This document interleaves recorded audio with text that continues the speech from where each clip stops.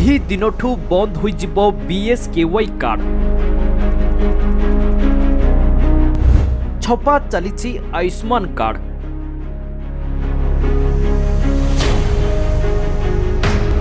ସୂଚନା ଦେଲେ ସ୍ୱାସ୍ଥ୍ୟ ମନ୍ତ୍ରୀ।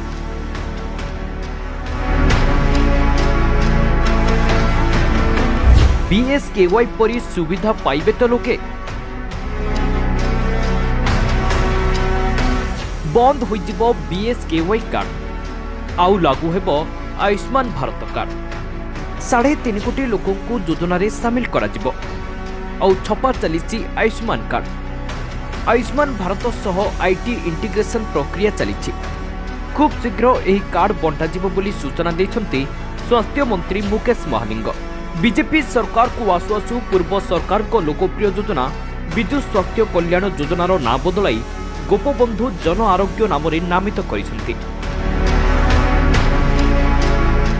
हेले ना जहाँ भी हेथाउ पूर्व सरकार को प्रचलित BSKY कार्ड जेमिति लोकों को असुविधारे काम देउछि ठीक सेमिति काम देव तो आयुष्मान कार्ड ना किछि एथिरे परिवर्तन आनिबे सरकार जहाँकि लोकों को मनरे द्वंद्व सृष्टि करुछि।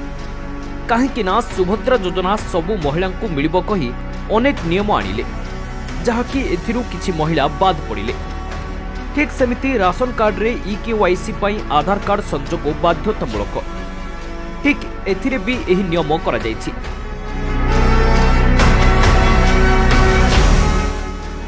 तेबे चलित मासरु राज्य रे आयुष्मान भारत कार्ड एवं गोपबंधु जन आरोग्य मिश्रण हेबा सह गोटे कार्ड मिलिबो। प्राय 1 कोटीरु अधिक परिवार पाइबे। एमानकु 67 लाख राज्य निजस्व पांठिरु और 33 लाख परिवार को बीमा टंका केंद्र सरकार बहन करिवे। एथिरे देशर 30,000 डाक्तरखाना रे रोगी चिकित्सा सुविधा पाइबे बोली राज्य सरकार को पक्षरु सूचना दिया जायछि।